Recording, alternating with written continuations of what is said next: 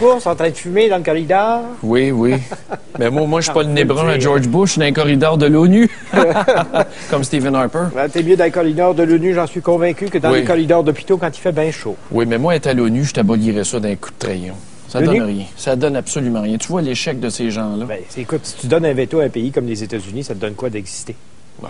Puis un veto à la Chine et à l'Union soviétique aussi. L'Union soviétique, quel anachronisme. Tu remontes dans l'histoire. Oui. Ouais, tu voulais me parler du centre hospitalier universitaire de l'Université Laval à Québec, où est-ce qu'on chauffe en été.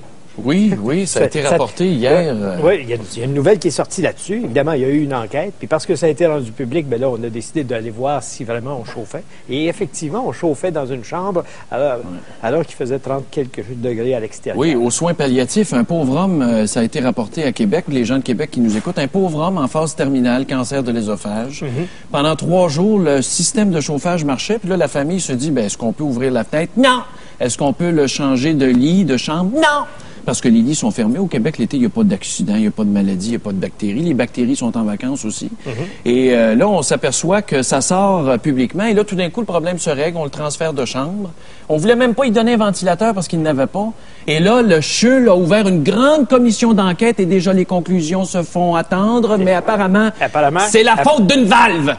Ce qui veut dire? C'est la valve qui avait 40 ans dans le système de chauffage. Ce n'est pas l'incompétent qui s'occupait de la maintenance, de l'équipement immobilier ou de l'épaisse qui supervisait les soins infirmiers sur l'étage. C'est la faute de la valve! Pourquoi tu dis une épaisse? Ben parce que c'est un manque de jugement aux soins infirmiers. Ça peut être un épais aussi. Ben écoutez, ça peut être l'accès à l'égalité, je m'excuse. Ça aurait pu être un épais aussi. Mais c'est la faute de la valve. Au Québec, il n'y a personne d'imputable. C'est rendu qu'on blâme des buildings à cette heure. Parce que les buildings ne peuvent pas se défendre.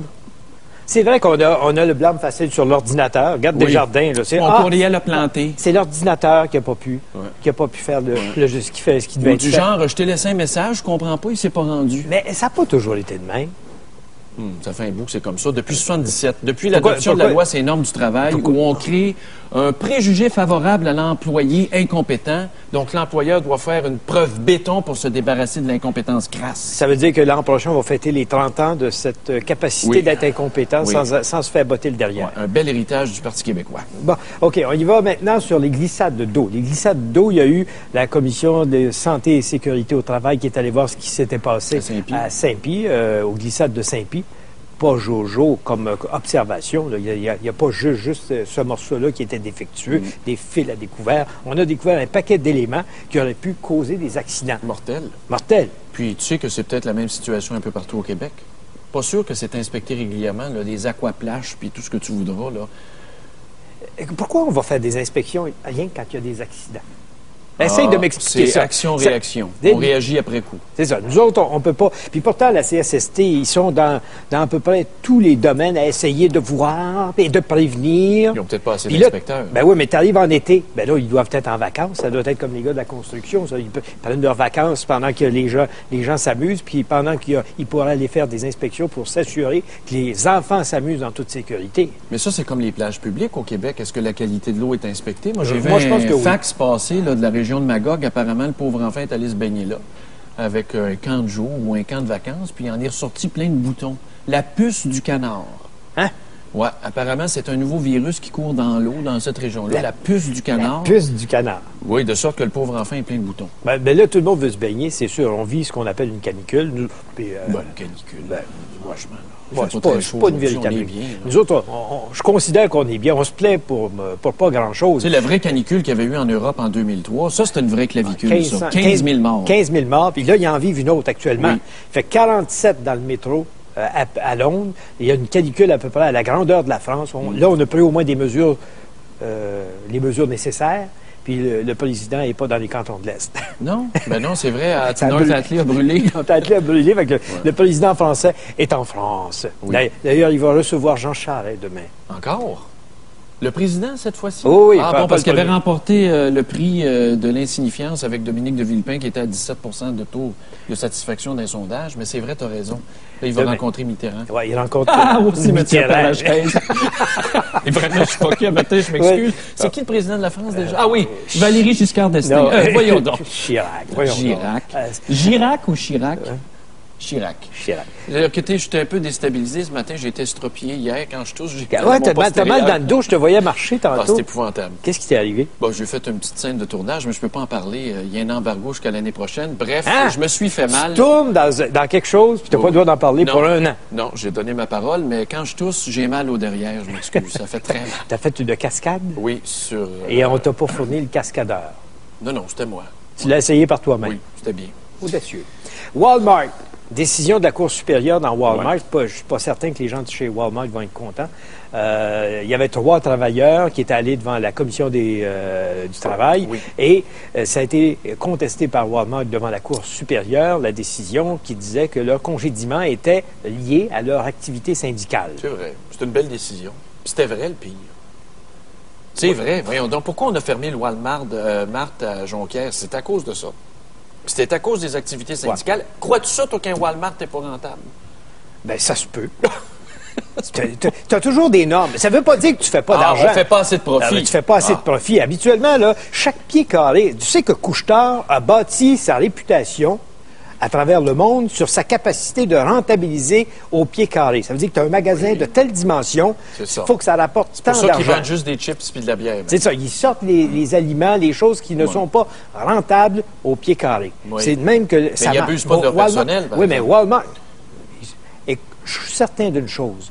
Les employés qui travaillent chez Couche-Tard ne gagnent pas plus cher qu'un employé chez Walmart. Oui, mais penses-tu que s'il y a un appel à la bombe, on va demander aux employés de fouiller vidange? Oh, ça, c'est encore discutable, ces affaires. Non, c'était pas vrai? Ben, c'est une aventure policière, davantage qu'une aventure de corporation.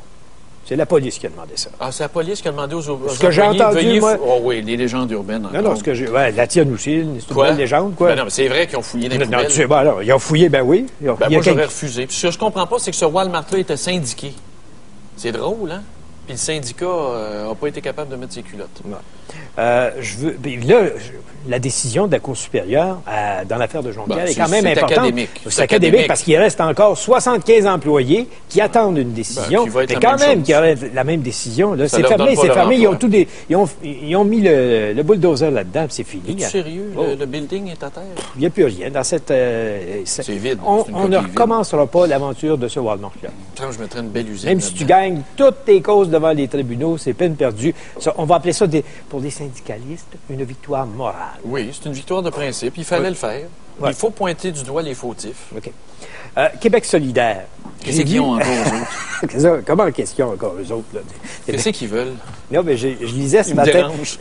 non, mais je lisais ce matin dans Le Devoir, de l'élection d'Ontario, il y a la candidate Manon Blanchard. Manon Blanchard, on qui va se noter ça. présente contre Marie Malavoie. C'est une des femmes qui sont candidates. Là. Oui, puis la libérale. Attends un peu.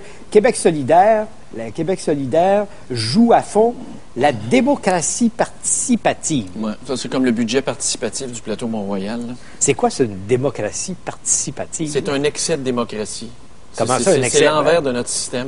C'est que tu as des dirigeants pas de couilles, des eunuques, puis des femmes avec, je dirais pas le mot, qui veulent pas gouverner, fait qu'ils s'en remettent au peuple. Dites-nous ce que vous voulez, puis on va le faire. Ah oui, c'est ça, la démocratie. La participation à la gouvernance. Oui, c'est ça. Ça donne absolument rien. Écoute, c'est une des femmes, je regarde ça. Ça, c'est Manon Blanchard, c'est la candidate. J'ai fait sortir... toi, tu circules pas dans cette circonscription-là. Moi, j'y vais parce que mon bureau y est. Et là, je remarque les pancartes de la candidate du Parti libéral qui s'appelle Véronique Mercier. Véronique Mercier. Est-ce qu'on a une photo? Toi qui regarde. Toi qui regardes toujours les femmes qui tripent sur Rona Ambrose... Penses-tu que c'est plus fort que Rona Ambrose? Mais il y a un problème. Il y a un problème? Elle a les cheveux blonds. Oui. J'ai pas un faible pour les blondes, mais en général, c'est les femmes aux cheveux foncés qui ont un caractère. Ah oui, OK. Donc, dans cette circonscription, bataille de femmes. Bataille de femmes. Elle est très jolie. Marie Malavoie, elle, et puis... Oh mon Dieu, Marie Malavoie. Quoi, Marie Malavoie? Non, ne te retiens pas. Dis ce que tu penses, des fois. Toi qui as la parole si facile. La première fois que je l'ai vu, je me suis interrogé. Sur? Ben, c'est un homme ou une femme? Je ne sais pas trop. Là. Ben non, voyons donc. que tu as des observations mesquines, des fois. Pas mesquines. Écoute, elle a les cheveux courts, puis elle a une face assez dure, tu sais. Elle a déjà voté illégalement aux élections, ça l'a affecté. Elle va t'aimer ce matin. Ben, écoute. Le pétrole, je veux juste, avant qu'on aborde notre sujet, qui est le Liban, encore une fois, ce matin, le pétrole, là, Oui. écoute, le baril de pétrole a baissé sur le cours à New York là, de 3,5 piastres hier puis avant-hier. Une baisse de 3,5 piastres. Ça paraît pas à la pompe. Non, ça va augmenter parce qu'avec le conflit au Liban, on va nous trouver un prétexte. Mais ils l'ont essayé la semaine passée. Ah, mais ça Ça va n'a pas lever. faux. Ça va lever parce que l'Iran va s'en mêler. C'est une question de jour. Là. Tu penses que l'Iran va jouer là-dedans? Bon, OK, on va parler de notre sujet. C'est sûr qu'on a tous en tête là, toute la chicane autour de l'évacuation et des retards qu'on dit pour l'évacuation. Toi, tu condamnes Stephen Harper puis Non, le mais c'est parce Canada. qu'à un moment puis les donné, gens- là, le dindon de la farce, ça va faire. Là. Premièrement, Stephen Harper qui est allé au monument de Vimy pour commémorer la Première Guerre mondiale parce qu'on a fait une réfection du très beau monument.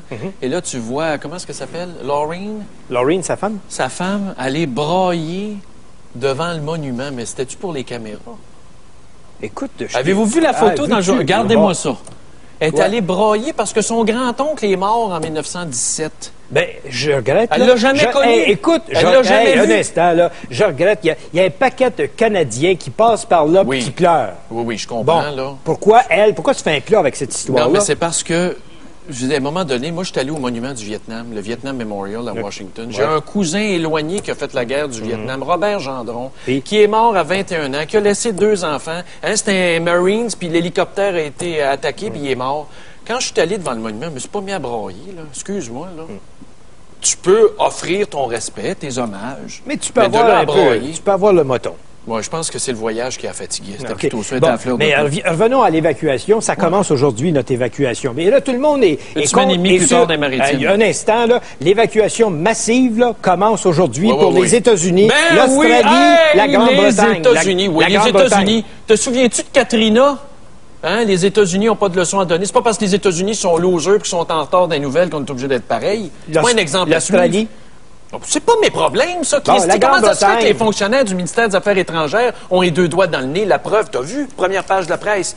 Des résidents permanents, vous autres, vous payez des taxes, des impôts, ben séchez au Liban. Écoute-moi, ben, ça, là, si les politiciens... dégueulasse. Hey, non, ça là, je regrette tu dis que tu défends ça, toi, Oui, là? je vais Tu défends je ça, vais toi. défendre, puis je vais t'expliquer C'est des quelque chose citoyens que de t'as jamais seconde classe. compris. Toi, t'es pour Je vais la ségrégation Non, des Noirs, je vais toi. t'expliquer quelque chose que même les politiciens n'ont peut-être pas le courage d'expliquer sur la place publique, puis je vais te dire pourquoi ils font ça. C'est parce que il y a souvent...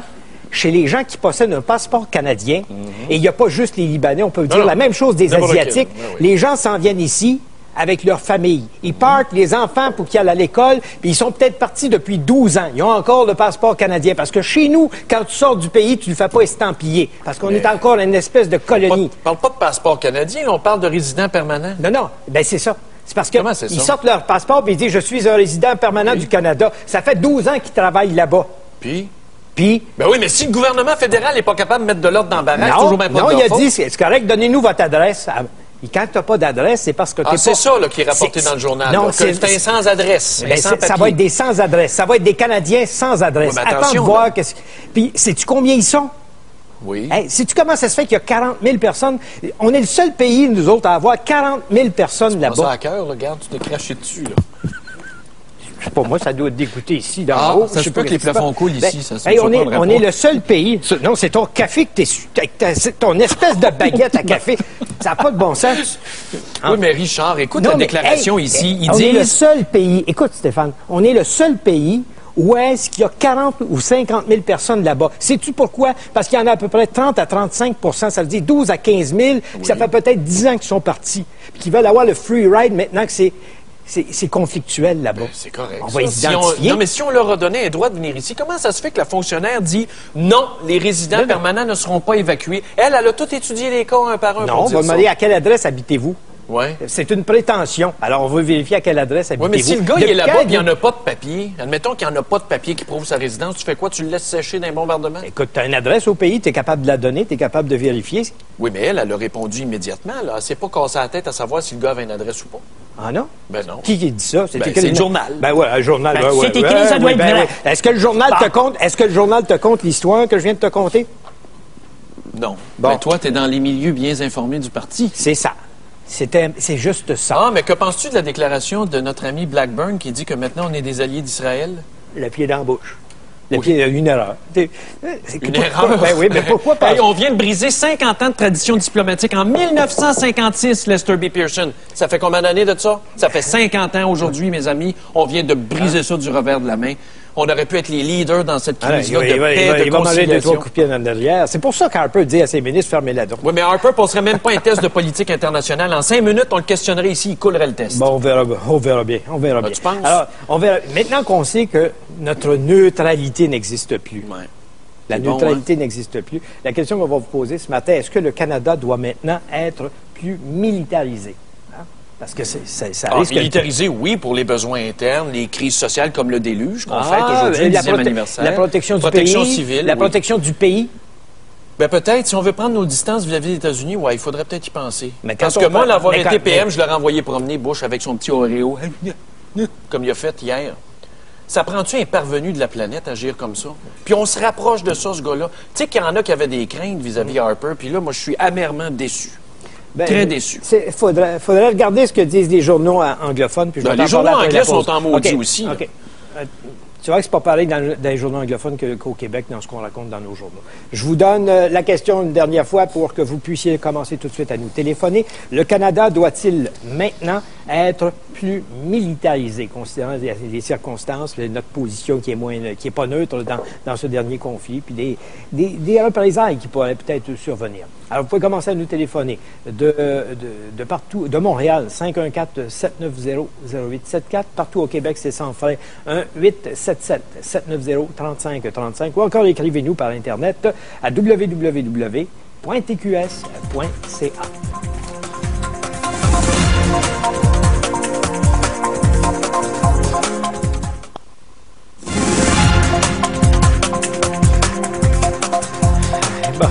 À cause de ton café, je suis obligé de travailler comme toi en chemise. Imagine-toi. En bonne chemise, on voit mieux ton corps. Bon, c'est taché mon habit. Ben oui, mais écoute, au prix que tu gagnes, là, tu peux bien l'envoyer chez le nettoyeur. Je sais bien. On verra facture à TQS. Notre expert à TQS en affaires internationales, c'est Normand Lester. Il était ce matin dans Caféine. Il a interviewé M. Blackburn. Blackburn, c'est une blague. Il va dire que c'est une blague, ce que dit M. Blackburn. Mais avant de lui parler de cette interview-là, je pense qu'il est peut-être important de lui demander comment il apprécie ce qui se passe là-bas sur le plan politique et diplomatique. Normand Lester, bonjour. Bonjour. Quelle analyse faites-vous de la situation actuelle depuis une semaine? Écoutez, c'est une situation extrêmement grave. C'est une situation qui pourrait, dans le fond, à tout instant, là, dégénérer dans un conflit généralisé au Moyen-Orient et avec tout ce que ça implique là, pour tout le monde, pour le monde entier. Hein, ça veut dire du pétrole, le prix du pétrole pourrait doubler, tripler, quadrupler là, dans l'espace de quelques jours. Tout dépend si finalement Israël va limiter ses opérations au Liban, qui sont en train de détruire ce pays-là actuellement, mais il pourrait décider tout à coup de frapper la Syrie ou même l'Iran. Mais là, ça pourrait dégénérer en guerre nucléaire, pensez-vous? Non, pas en guerre nucléaire, mais l'Iran contrôle le détroit d'Ormuz, qui est au sud du golfe Persique, et il y a 23% de la production mondiale de pétrole qui passe par ce détroit-là. Alors, l'Iran a la capacité très facilement de bloquer tout le trafic du pétrole. L'Iran est un producteur important pour interrompre leur production aussi. Et bien sûr, ça aurait un impact immédiat à la pompe, là, comme ça pourrait doubler tout d'un coup le prix du pétrole, puis même, comme je vous dis, le tripler et le quadrupler éventuellement. Et bien sûr, ça aurait un impact terrible sur l'économie mondiale. Et bien sûr, ça aurait un impact immédiat aussi en Irak. Les Israéliens actuellement se battent contre le Hezbollah. Le Hezbollah, c'est l'armée, si vous voulez, des chiites libanais, qui sont les alliés des chiites en Irak et en Iran. Donc, si vraiment ces gens-là se sentent menacés, l'Iran a simplement à donner le feu vert, et les chiites en Irak, qui jusqu'à maintenant étaient plutôt neutres dans le conflit qui oppose l'armée américaine aux sunnites. Les sunnites, c'était la secte dominante qui entourait Saddam Hussein. Mais si les chiites, qui sont 60% des Irakiens, décidaient eux aussi de faire la guerre aux Américains, la position des Américains serait intenable en Irak. Donc, vous voyez comment tout ça là, peut s'enchaîner extrêmement rapidement. Mais M. Lester, là, on vient pas de briser une tradition diplomatique canadienne qui datait de 50 ans, tu sais, depuis Lester B. Pearson, les casques bleus, la médiation, la paix. Effectivement, M. Harper a déclaré à plusieurs reprises qu'il appuyait Israël. Et même ce matin, Jean-Pierre Blackburn, son ministre, a fait une gaffe, là. Il s'est trompé, puis il l'a admis par la suite. Il est allé dire à 2 reprises, alors que je l'interviewais, que le Canada était allié d'Israël. Puis là, j'ai dit, vous êtes sûr de ce que vous dites? Oui, le Canada est l'allié d'Israël. Évidemment, immédiatement après l'émission, son attaché de presse, Roxane Marchand, m'a téléphoné pour dire, écoutez, M. Blackburn a fait une erreur, il voulait dire ami d'Israël, il voulait pas dire... Il n'avait pas bien appris la cassette. Ben, c'est la preuve que les gars, ce gouvernement-là, on se surprend qu'il est complètement incompétent. Les gars savent pas ce qu'ils disent. Puis c'est terrible, c'est extrêmement dangereux. On est dans une situation extrêmement tendue. Il y a des gens qui comparent la situation actuelle au mois d'août 1914. Vous savez, juste avant la Première Guerre mondiale, il y a personne qui pensait là que c'était pour dégénérer en conflit généralisé. On pensait avoir affaire à un petit conflit qui a débuté dans les Balkans, puis ça a fini par une guerre mondiale terrible qui a fait des millions de morts. Il y a des gens qui disent que la situation actuelle se compare un peu à ça. Puis à Ottawa, on a des gars qui disent un peu n'importe quoi, puis ils portent pas, ils ont pas conscience, là, ils prennent pas conscience de ce qu'ils disent. Ouais. Est-ce que ça peut être dangereux pour le Canada? Parce que notre question ce matin, c'est qu'on demande aux gens, est-ce qu'on s'en va vers un pays plus militarisé comme... Ben moi, en tout cas, ce qui est dangereux, jusqu'à maintenant, le Canada adoptait une position relativement neutre dans le conflit entre Israël et ses voisins arabes. Et ça, là, depuis les années 50, on a agi comme casque bleu dans la région et on voulait pas s'engager d'un côté ou de l'autre. C'est ce qui nous aidait aussi avec les extrémistes musulmans. On n'était pas considérés vraiment comme des ennemis parce qu'on n'avait pas pris position. On gardait nos distances vis-à-vis de Washington et vis-à-vis d'Israël aussi. Mais là, avec M. Harper, ça change complètement parce que là, M. Harper, quand il l'a dit à plusieurs reprises, qu'il comprenait Israël et puis même il considérait pas que la riposte terrible d'Israël, qu'elle était disproportionnée pour eux, c'était pas disproportionné. Ben là, ça nous place clairement dans le camp des Américains et dans le clan israélien. Et là, ça veut dire qu'à l'avenir, pour Ben Laden et pour les intégristes musulmans, et puis ceux qui détestent les États-Unis, ben le Canada va être avec la Grande-Bretagne, avec les Américains d'un autre côté. Fait qu'on est mieux de s'équiper. Oui, mais M. Lester, est-ce qu'on ne devrait pas reconvoquer le Parlement puis en faire un débat? Ben moi, je pense que les 3 partis d'opposition sont atterrés, parce qu'au cours des derniers jours, à 98.5, j'ai fait des entrevues avec les porte-paroles d'opposition, et les 3 partis ne comprennent pas sur quelle voie s'en va le gouvernement Harper. Moi, je pense que les 3 partis d'opposition, effectivement, devraient actuellement s'unir puis dire, écoutez, là, ça n'a pas de bon sens, ça prend un débat immédiatement aux communes. Ah oui, puis quitte à renverser le gouvernement, moi, je peux pas, c'est pas acceptable. En tout cas, ce serait la première fois qu'un gouvernement canadien serait renversé sur une question de politique étrangère. Non, mais c'est parce que si ça nous met dans le trouble à l'interne, là, à un moment donné, il y a quelqu'un qui va falloir qui donne un coup de pied, là. Ben, ça nous met dans le trouble, en sens que là, il n'y a aucun doute qu'on est pliant plus de ça. Ce gouvernement-là fait preuve d'une incompétence terrible pour qu'il d'évacuer. Écoutez, il y a entre 40 et 50 000 personnes au Liban qui ont des passeports canadiens. Et puis pour l'instant, là, il n'y en a pas un qui a réussi à sortir avec l'aide du gouvernement du Canada. Les Français sont rendus à leur 3e bateau qui sortent.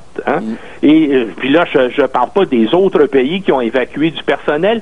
Même les pays scandinaves, c'est des petits pays qui ont moins de population que le Québec, ont réussi à sortir du monde. Et nous, je veux dire, les gars sont encore les mains dans les poches ou les doigts dans le nez à Ottawa, puis ils réussissent. Il n'y a pas encore un bateau canadien qui est... André Pratt dit ce matin, la Grande-Bretagne, les États-Unis, les États-Unis, il n'y a pas me dire que c'est un exemple. Il n'était même pas capable d'évacuer à Katrina. Les évacuations l'évacuation massive commence pour tout ce monde-là ce matin. Oui, mais les Français, déjà, ils le font depuis déjà plusieurs jours. Ils sont juste à côté. Ben, ils sont juste à côté. Ils sont à l'autre bout de la Méditerranée. Ce qu'il s'agissait de faire, puis moi, j'ai déjà à TQS, vendredi, je téléphonais aux affaires extérieures vendredi après-midi, puis c'était business as usual. Les gens me disaient, ah ben là, regardez sur notre site Internet, on recommande aux Canadiens de pas sortir dans la rue, de rester à la maison. Puis, à l'ambassade du Canada à Beyrouth, ils ont fermé durant le week-end, imaginez. Il fait chaud.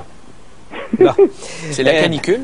Est-ce qu'il y a une lueur d'espoir dans ce conflit-là, Normand, aussi? De toute Vous façon, voulez dire le conflit entre Israël et les pays arabes, ça va, c'est malheureusement, c'est sans espoir. Hein? On est engagé dans un processus de paix jusqu'à l'élection du Hamas. Maintenant, tout ça, c'est fini.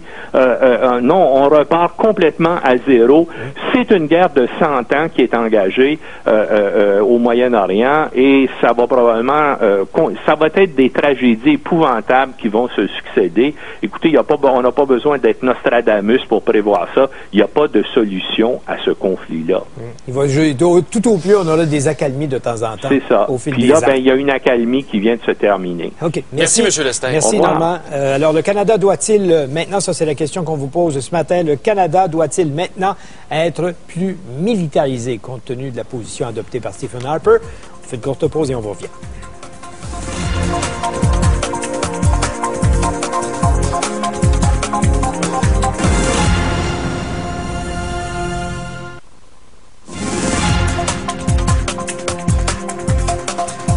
On a déjà pas mal de commentaires sur Internet, mais on va commencer tout de suite avec des appels téléphoniques. Oui. On va prendre à Montréal. Louis, bonjour. Oui, bonjour. On vous écoute. Moi, je ne suis pas du tout d'accord avec ce qu'on se militarise, excusez-moi. Moi, j'ai 18 ans, puis je trouve ça capotant comme dans la direction dans laquelle le Parti conservateur se dirige. Écoutez, qu'on soit jeune ou vieux, pour moi, c'est pas important. Comment je pourrais dire ça, donc? Ben, jeune, vous avez plus de chances d'être appelé sous les drapeaux, comme on dit. Oui, puis en plus, c'est que moi, ce qui m'effraie actuellement, c'est que je vous avais déjà téléphoné pour vous dire que j'étais très inquiet lorsque le gouvernement conservateur avait été élu. Je vous avais dit le mutisme à laquelle ce gouvernement-là s'était présenté. On connaissait rien de ses allégeances politiques réellement, le fondement du parti politique. On ne connaît absolument rien de ce parti politique-là. Et puis là, en plus, c'est que le mutisme à lequel les journalistes, on leur a fermé la gueule. Il y a personne qui est au courant exactement de la philosophie réelle du Parti conservateur. Et puis moi, le fait qu'il se range du côté des Américains, je peux vous dire en affaires, dans mon entourage, il n'y a plus personne qui va aux États-Unis. Il n'y a plus personne qui va aller aux États-Unis. J'ai un oncle qui vit au Connecticut, qui essaie de revenir au Canada parce qu'il trouve que ça prend une direction qui est tout à fait débilitante. Puis ça, pour moi, ça n'a aucun sens qu'un pays comme le nôtre, qui est un pays démocratique. Moi, j'ai des amis qui sont journalistes à Bruxelles, et puis ils ne comprennent absolument pas la direction du Canada. Puis je leur disais, il y a quelques années, vous allez voir, le Canada va devenir de plus en plus radical parce qu'il se rangeait trop du côté américain. Et puis voilà, on en voit le résultat. Oui, mais Louis, êtes-vous d'accord quand même que c'est vrai que l'armée doit avoir des nouveaux équipements? Tu sais, quand on a des catastrophes civiles, parce qu'il y a un rôle civil aussi pour l'armée au Canada. Moi, je suis pour l'investissement parce que ça nous aide aussi en cas de catastrophe ou de grands besoins. Mais je suis pas d'accord à ce qu'on aille à la guerre, par exemple. Ben, c'est parce que moi, je pense que ça prend un pays, un grand pays, qui soit neutre et qui garde son...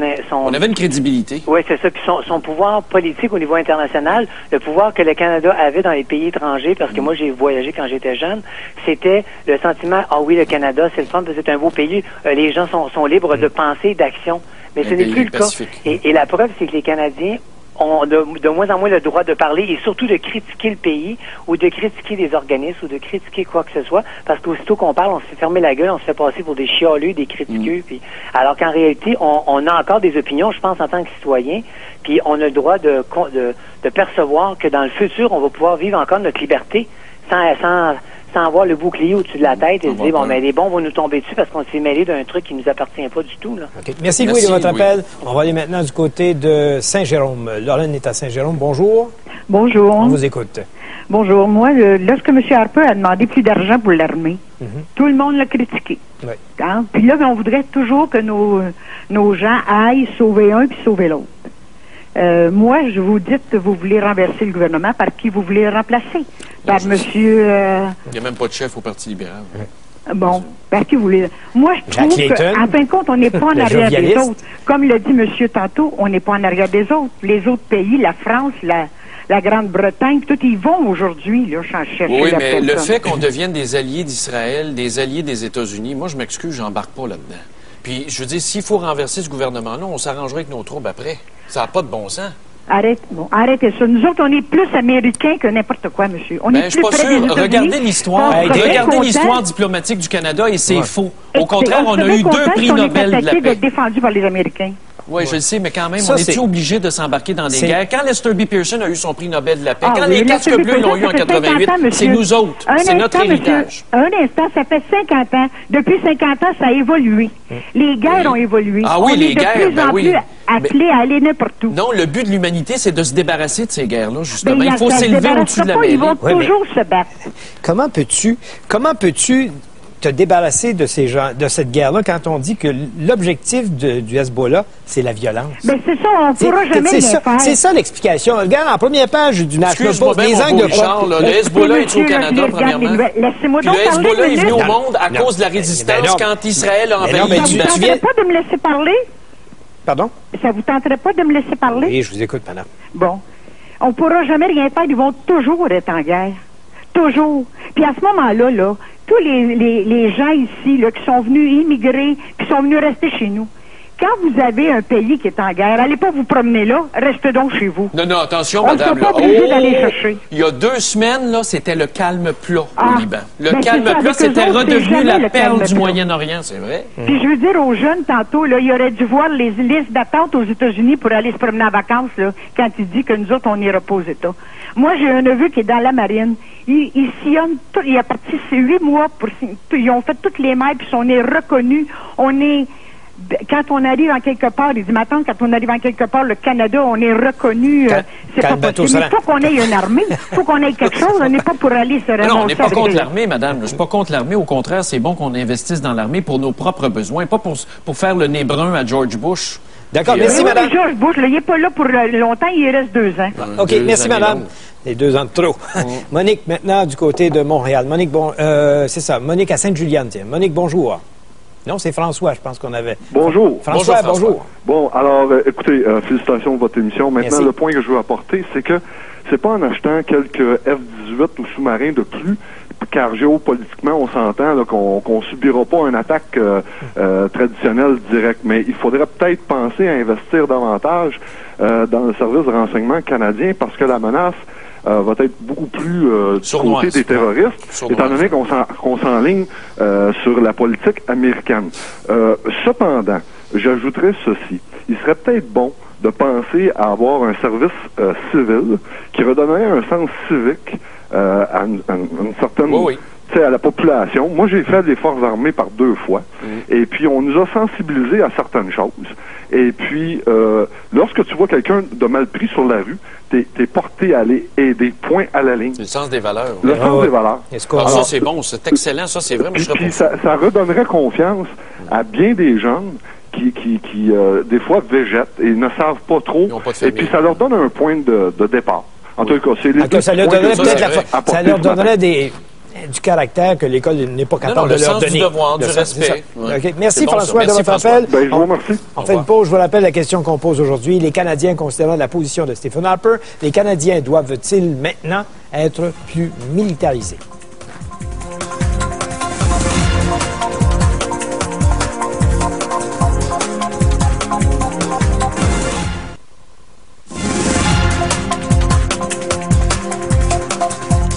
Madame Lucette, la France à Québec dit, écoute, concernant la déclaration de Jean-Pierre Blackburn, là, qui a parlé d'alliés, mais Madame de la France a dit, je prends un texte de la presse canadienne où on cite Bill Graham hier, qui disait qu'il a recommandé au gouvernement d'agir avec prudence et avec raison, tout en tenant compte du fait que nous sommes un allié d'Israël. Bill Graham a dit ça hier. Tu vrai ça ou c'est une rumeur? Ben, écoute, Je suis toujours sceptique de voir des courriels de l'homme qui a vu ouais, ce que mais il faudrait ressortir les déclarations de Bill Graham hier. Ben, tu sais qu'Hillary Clinton a pris position hier officiellement. Elle est l'alliée d'Israël. Savez-vous pourquoi? Parce qu'elle veut du cash pour se faire élire présidente. C'est juste pour ça. C'est juste pour ça. Madame Vertefeuille à Laval dit que j'ai entièrement raison concernant les gens qui vivent au Liban, qui payent des taxes au Liban, mais qui ont un passeport canadien, mais qui viennent ici pour se faire soigner. Elle dit c'est peut-être le moment de faire le ménage. Moi, ce qui m'écarte là-dedans, c'est la généralisation. Ben, généralisation. Écoute, comment ça se fait que nous autres, on a 50 000 personnes en voyage là-bas? Non, c'est pas tout en voyage. Il y en a peut-être qui ont des séjours prolongés. Mais quand tu es en situation d'urgence, commences-tu à dresser la liste de Schindler? Maintenant, toi, tu vas mourir. Non. Toi, tu peux rester. Peux-tu me dire où tu étais? C'est invraisemblable qu'il y ait 50 000 personnes là-bas en même temps. Ben, ça veut dire que le ministère des Affaires étrangères ne fait pas sa job. Non. Hein? Il est même pas capable de dire combien de résidents permanents sont sans adresse. Tu vois comment c'est une gang d'énuques? Je sais pas, ils vont peut-être l'établir. Peut-être une occasion de faire ça. Ils ont un gros building à Ottawa, le ministère des Affaires étrangères. Un beau building neuf. Ça, c'est comme le chemin. Un beau building neuf, mais personne dedans pour travailler. C'est les mêmes fonctionnaires qui étaient là du temps de Jean Chrétien aussi. Ben oui, du tsunami. C'est ça. Bon, un appel, on va prendre un appel tout de suite à Montréal, Nedra. Bonjour. Oui, bonjour, Monsieur Gendron, Monsieur Desmarais. D'abord, je vous félicite pour votre émission. Merci. Moi, personnellement, donc, je suis tunisienne. Ça fait 5 ans que je suis à Montréal. Et malheureusement, vu la tournure que prennent les choses avec le Canada, je suis un peu stupéfaite. Comme vous avez dit tout à l'heure, c'est une tradition diplomatique. C'est ça la force du Canada, entre autres, aux yeux du monde, et puis son statut aux yeux du monde. Ça me fait vraiment mal au cœur de voir que aujourd'hui, vous parliez tout à l'heure, Monsieur Desmarais, des grandes nations qui commencent à évacuer. Oui, je suis d'accord aujourd'hui, mais il ne faut pas oublier que la France, entre autres exemples, a commencé à évacuer il y a 3 jours via Chypre, etc. Donc, c'est sûr qu'il y a un problème à ce niveau-là. La famille libanaise qui s'est fait décimer de l'autre côté, et puis il n'y a même pas eu d'excuses officielles sur le coup. Ça, j'ai trouvé ça comme hilarant. Je m'attendais pas du tout à ça. Aussi, pour le fait de militariser le Canada, oui, je suis d'accord dans certaines proportions, comme l'a dit Monsieur Gendron, pour pouvoir remédier aux problèmes de crise interne, mais pas pour dépêcher des militaires et puis des corps d'armée un peu partout dans le monde. Là, j'ai l'impression que le gouvernement Harper malheureusement, et je m'excuse de le dire, est une marionnette dans les mains de Bush. On est en train de suivre un chemin qui est vraiment néfaste pour l'image de ce grand pays dans lequel j'ai immigré et auquel je suis fière d'appartenir. Je me demande si un jour dans mon pays il éclatait quoi que ce soit, est-ce qu'on va justement sélectionner les personnes qui sont sur place et qui sont citoyens canadiens. Ne l'oublions pas, ce n'est pas qu'un passeport, c'est qu'on a passé des tests, on a passé toute une procédure pour appartenir à ce grand pays. Et aujourd'hui, on est comme des laissés pour compte. Je ne parle pas pour mon cas, je suis bien à l'abri à Montréal, je remercie le ciel. Je parle pour ces familles qui sont à l'autre bout du monde et puis qui malheureusement ne savent pas s'ils vont se réveiller en vie demain. C'est ça qui est les Canadiens. Ouais, d'accord. Merci beaucoup de votre appel. On va prendre Gilles maintenant du côté de Québec. Gilles, bonjour. Oui, bonjour. On va vous écouter. Alors, je suis d'abord très, très en accord avec les propos de M. Lester. Je suis d'accord aussi pour mieux équiper les forces armées canadiennes, que ce soit pour une problématique qui se retrouve au Canada. Hier, j'écoutais les nouvelles, je voyais les Français avec des hélicoptères sortir des ressortissants français. Ici, on n'a rien. Je ne sais pas si vous vous rappelez d'Haïti. Haïti, quand M. Aristide est parti, ça a pris 4 jours, monsieur, pour se rendre là-bas. C'est 4 heures de vol. Ça a pris 4 jours pour envoyer des militaires là-bas. Quand est arrivée l'explosion de Bali, les Australiens le lendemain étaient là. Pensez-vous qu'un avion de Vancouver n'aurait pas pu partir pour aller sortir des ressortissants canadiens? On n'a rien. Puis que ça se passe au déluge du lac Saint-Jean, ou que ça se passe dans les prairies, ou n'importe où, on n'a rien. Puis le ministère des Affaires extérieures, je le connais très bien. Ce que j'en constate, c'est qu'ils vont bivouaquer, eux. Ils bivouaquent, ils prennent des cocktails, mais n'ont aucune relation avec les affaires extérieures réelles des autres pays. Le party au devant l'air. Hein? On fait des petits parties. Oui, dans le beau building. Ouais. Merci beaucoup. Merci, Gilles. On va aller rejoindre Dave Leclerc à Québec. C'est le moment pour lui de nous dire quel est le sujet du Grand Journal à midi aujourd'hui. Bonjour, Dave. Bonjour Richard, bonjour Stéphane. Bonjour. Ce matin, au cours des dernières heures, il y a eu un accident impliquant un cycliste qui, selon les témoins, filait à vive allure. Il est entré en collision avec un camion semi-remorque. Il n'a pas eu de chance. Bon, il n'est pas décédé. Heureusement, il a été transporté à l'hôpital. Mais aujourd'hui, on pose la question. Oui, il fait fort. On pose la question. Qui est le plus dangereux sur la route? L'automobiliste, le piéton ou le cycliste? Ah, mais les cyclistes ne respectent pas le code de la route, ça, c'est vrai. Jamais. En aucun temps. As-tu déjà vu un cycliste faire un stop? Jamais. Non. Il s'en vient, là, puis il se place de travers, puis il danse sur son vélo, là, puis à un moment donné, oups, il repart. On va regarder, exactement, on va regarder s'il y a un peu de circulation, mais peu importe que c'est rouge, peu importe qu'il y a un arrêt obligatoire, on va circuler. Le piéton prend un peu moins de chance. L'automobiliste, est-ce que c'est le plus sécuritaire? Oui, la route, c'est à nous. La route, oui. Faut partager la route, Stéphane. Oui, les programmes d'accès à l'égalité, ça existe. Alors, qui est le plus dangereux sur la route, l'automobiliste, le piéton ou le cycliste? C'est une bonne question. Alors, vous écoutez ce midi. Merci beaucoup. Je vous rappelle la question qu'on pose aujourd'hui. Le Canada doit-il maintenant être plus militarisé, considérant qu'on est plus neutre?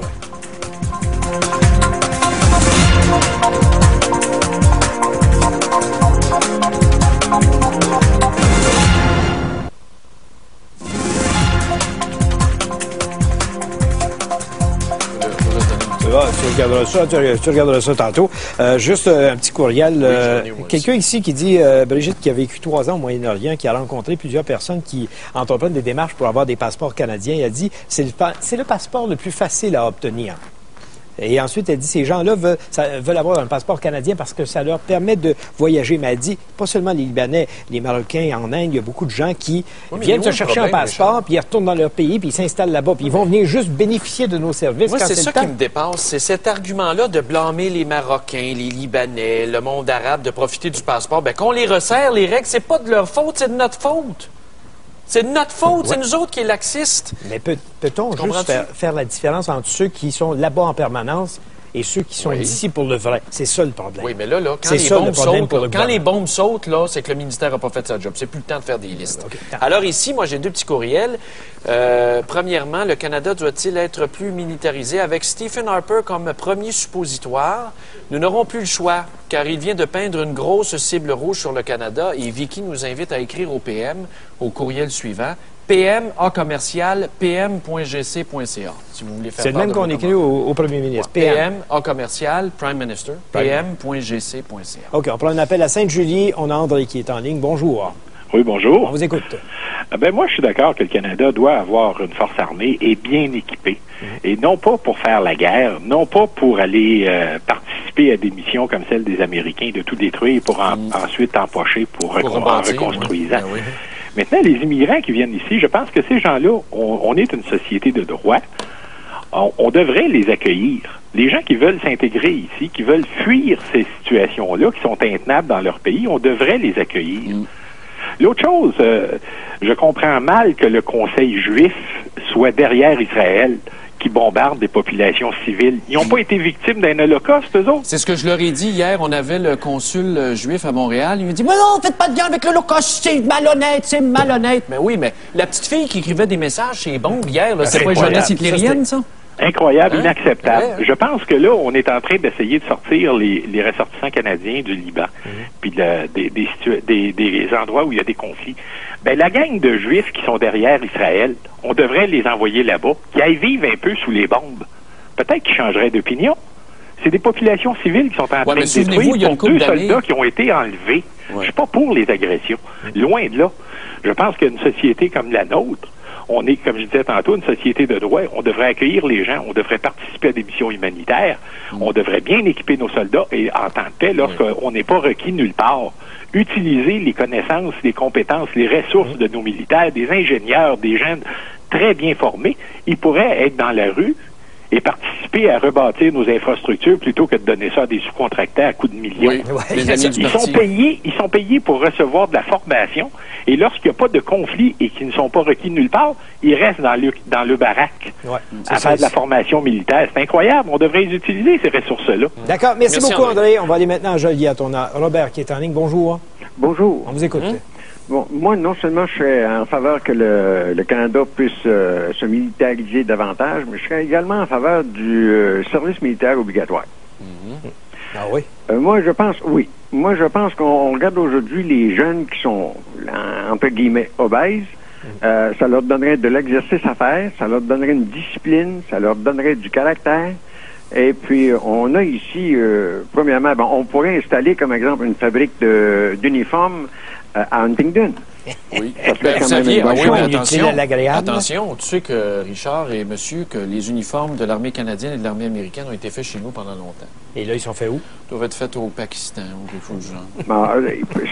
Ça serait quelque chose d'excellent pour l'économie du pays. Ces personnes-là, dès l'âge de 18 ans ou à partir du moment où est-ce qu'ils quittent les études, l'école aurait 3 mois pour se rapporter. Et puis, donner le service militaire obligatoire. On a des bases militaires ici au Canada qui sont fermées. On aurait juste à les rouvrir. Et puis, je pense que ça apporterait beaucoup au pays. Ça donnerait, à notre jeunesse, là, ça apporterait beaucoup de caractère, beaucoup de discipline. Ben oui. Non, c'est pas mauvais, ça. À condition qu'on n'aille pas se battre dans des guerres étrangères.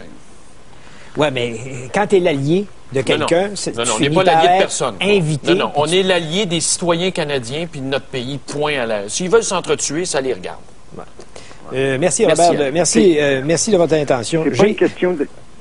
merci, c'est tout le temps parce qu'on s'en va tout de suite à la finale de l'émission. Moi, j'ai un courriel très intéressant ici de Robert Beaulé de Montréal.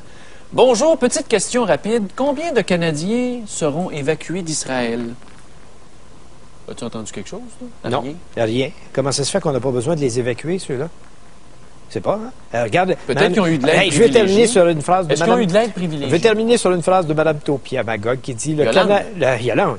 Madame dit, le Canada n'a jamais été neutre. La preuve, de toutes les guerres, ce sont les Canadiens qui ont rempli les cimetières du monde. Oui, sous l'égide de l'ONU. Merci, au revoir, à demain. Bonjour.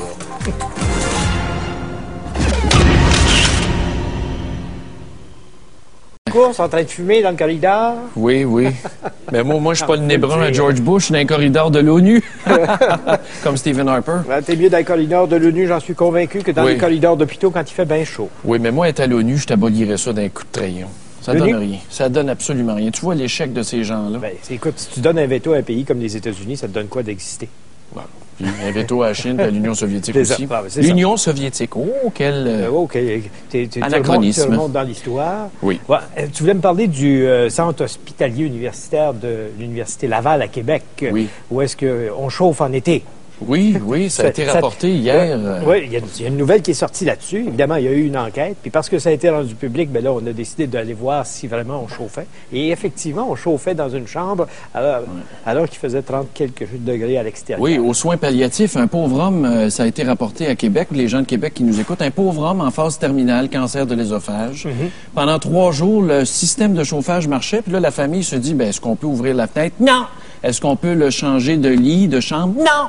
Parce que les lits sont fermés. Au Québec, l'été, il n'y a pas d'accident, il n'y a pas de maladie, il n'y a pas de bactéries. Les bactéries sont en vacances aussi. Et là, on s'aperçoit que ça sort publiquement. Et là, tout d'un coup, le problème se règle. On le transfère de chambre. On voulait même pas y donner un ventilateur parce qu'il n'avait pas. Et là, le CHUL a ouvert une grande commission d'enquête et déjà les conclusions se font attendre. Mais apparemment c'est la faute d'une valve.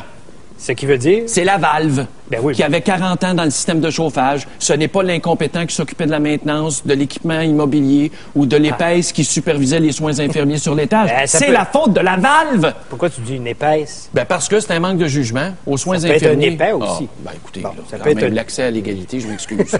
Ça aurait pu être un épais aussi. Mais c'est la faute de la valve. Au Québec, il n'y a personne d'imputable. C'est rendu qu'on blâme des buildings à cette heure. Parce que les buildings ne peuvent pas se défendre. C'est vrai qu'on a le blâme facile sur l'ordinateur. Regarde Desjardins. Là, mon courriel a planté. C'est l'ordinateur qui n'a pas pu faire ce qu'il devait être. Du genre, je t'ai laissé un message, je comprends pas, il s'est pas rendu. Mais ça n'a pas toujours été de même.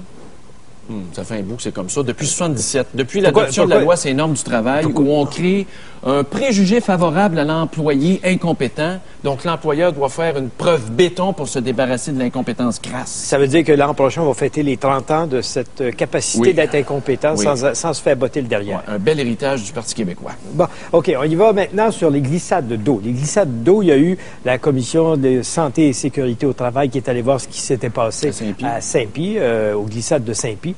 Pas Jojo comme observation. Il n'y a pas juste ce morceau-là qui était défectueux, des fils à découvert. On a découvert un paquet d'éléments qui auraient pu causer des accidents. Mortels. Puis tu sais que c'est peut-être la même situation un peu partout au Québec. Pas sûr que c'est inspecté régulièrement, là, des aquaplages puis tout ce que tu voudras. Là. Pourquoi on va faire des inspections rien que quand il y a des accidents? Essaye de m'expliquer ça. C'est action-réaction. On réagit après coup. C'est ça. Nous autres, on peut pas. Puis pourtant, la CSST, ils sont dans à peu près tous les domaines à essayer de voir et de prévenir. Non, ben non, c'est vrai. North Atlee a brûlé. North Atlee a brûlé. Fait que le président français est en France. Oui. D'ailleurs, il va recevoir Jean Charest demain. Encore? Le président, cette fois-ci? Oh oui. Ah bon, parce qu'il avait remporté le prix de l'insignifiance avec Dominique de Villepin, qui était à 17 de taux de satisfaction d'un sondage. Mais c'est vrai, tu as raison. Là, il va rencontrer Mitterrand. Oui, il rencontre aussi Mitterrand. Et vraiment, je suis fucké un matin, je m'excuse. Oui. C'est qui le président de la France, déjà? Ah oui, Valéry Giscard d'Estaing. Voyons donc. Chirac. Chirac ou Chirac? Chirac. Chirac. J'étais un peu déstabilisé ce matin. J'ai été estropié hier. Quand je tousse, j'ai t'as mal dans le dos. Je te voyais marcher tantôt. Ah, c'était épouvantable. Qu'est-ce qui t'est arrivé? Bon, j'ai fait une petite scène de tournage, mais je peux pas en parler. Il y a un embargo jusqu'à l'année prochaine. Bref, je me suis fait mal. Tu tournes dans quelque chose, puis t'as pas le droit d'en parler pour un an. Non, j'ai donné ma parole, mais quand je tousse, j'ai mal au derrière. Je m'excuse. Ça fait très mal. T'as fait une cascade? Oui, sur... Et on t'a pas fourni le cascadeur? Non, c'était moi. Tu l'as essayé par toi-même? Oui, c'était bien. Audacieux. Walmart. Décision de la Cour supérieure. Ils n'ont peut-être pas assez d'inspecteurs. Ben oui, mais tu arrives en été. Ben là, ils doivent être en vacances. Ça doit être comme les gars de la construction. Ça. Ils prennent leurs vacances pendant que les gens s'amusent, puis pendant qu'ils pourraient aller faire des inspections pour s'assurer que les enfants s'amusent en toute sécurité. Mais ça, c'est comme les plages publiques au Québec. Est-ce que la qualité de l'eau est inspectée? Moi, j'ai vu un fax passer de la région de Magog. Apparemment, le pauvre enfant est allé se baigner là, avec un camp de jour ou un camp de vacances, puis il en est ressorti plein de boutons. La puce du canard. Hein? Oui, apparemment, c'est un nouveau virus qui court dans l'eau, dans cette région-là, la puce du canard. La puce du canard. Oui, de sorte que le pauvre enfant est plein de boutons. Ben là, tout le monde veut se baigner, c'est sûr. On vit ce qu'on appelle une canicule. Une canicule. Franchement. C'est pas une véritable. Bien, nous autres, je considère qu'on est bien. On se plaît pour pas grand-chose. Tu sais, la vraie canicule qu'il y avait eu en Europe en 2003, ça, c'était une vraie clavicule, 15 000 morts. 15 000 morts, puis là, ils en vivent une autre actuellement. Oui. Fait 47 dans le métro. À Londres, il y a une canicule à peu près à la grandeur de la France. Là, on a pris au moins des mesures, les mesures nécessaires, puis le président n'est pas dans les cantons de l'Est.